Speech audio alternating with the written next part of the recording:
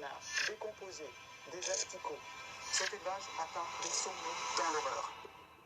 Nous sommes ici dans le département des Pyrénées-Atlantiques, en Nouvelle-Aquitaine, dans la zone de production de foie gras du sud-ouest. Derrière moi, plusieurs bâtiments d'élevage et un couvoir. Dans un des bâtiments sont enfermés des canards de Barbarie dont on prélève régulièrement le sperme. Dans d'autres bâtiments, des cannes qui sont inséminées artificiellement avec ce sperme. Les œufs de ces cannes éclosent dans le couvoir attenant. Les canetons issus de ce croisement entre canards de Barbarie et cannes de Pékin sont des canards mulards. Les canards qui sont utilisés dans la production de foie gras.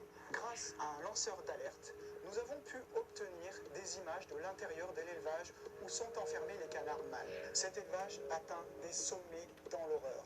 Les canards sont enfermés dans des cages qui sont en train de s'effondrer. Le sol est recouvert, et je suis désolé, je ne trouve pas d'autre mot, recouvert d'une épaisse couche de merde, où se trouvent des carcasses de canards décomposées, des asticots.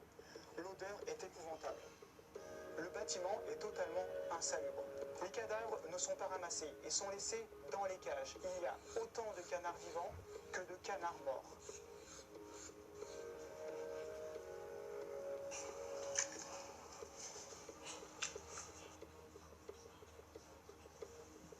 Les canards sont dans une souffrance extrême. Ils vont passer toute leur vie et mourir dans cet enfer. L'enfer n'existe pas pour les animaux, ils y sont déjà, disait Victor Hugo.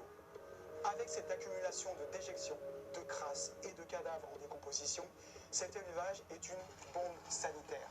Par ailleurs, le flot d'excréments déborde hors du bâtiment et vient polluer l'environnement, notamment le cours d'eau à proximité qui est classé Natura 2000. Pour la condition animale, en moyenne, un élevage est inspecté une fois tous les 100 ans. Aidez-nous à faire fermer d'urgence et définitivement cet élevage sordide. Merci de signer notre pétition. Et entre nous, le meilleur moyen de ne pas imposer de souffrance aux animaux, c'est encore